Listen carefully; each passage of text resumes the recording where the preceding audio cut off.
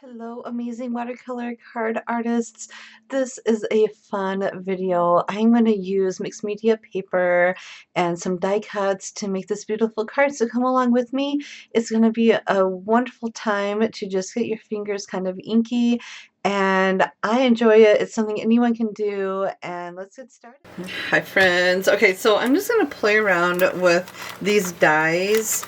I got these at Taylor Expressions. They're the Garden Variety 2, and I'm going to use some mixed media paper, and I'm going to paint the mixed media paper and basically create my own sheets and then die cut them and then make them into flowers. Alright, so I'm using Brusho crystals, and this is moss green, and I'm just adding a little bit of, I'm sprinkling Brusho on, and then I'm adding some water, and I'm letting it kind of just do its thing.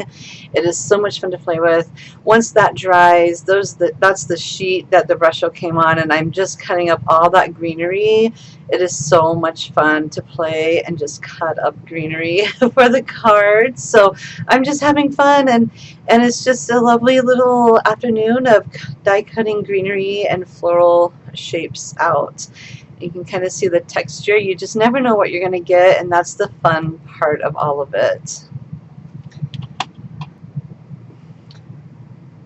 Tips that will help you is make sure that the paper is totally dry, bone dry, so you get a good cut. I'm also using a titanium plate with my sizzix. You can get that on their website, and that helps with the cut. Sometimes when I'm looking for a sentiment, I will find a die about the size that I want my die to be and where I want my sentiment to be, and then I'll find the sentiment that will match the shape of the die. And so I found this one, Be Still, from Taylor Expressions. I really do love this sentiment stamp set because it has a bunch of beautiful scriptures on it, and I'm always in need of a scripture card. Alright, so I have my stamp placed in my MISTI. I'm using a brown ink, and I now have my ink panel ready, and I'm just going to add a little bit of ink to the border. This just gives it kind of a nice little added touch. It gives it some depth, I think. And there's the elements to my card. All I'm doing is I'm adding where I want my greenery to be, and I'm looking to see like the spatial awareness and how the different greeneries work with each other. I want it to really look lush and beautiful and almost like a healing sort of card. And then when I'm done, I just gently put it, like flip it, and I'll be using my Nuvo glue to just press down those leaves, and then it's about done. So anyways, I'm not going to bore you with all that, but that's how it's done. And then you can flip it around.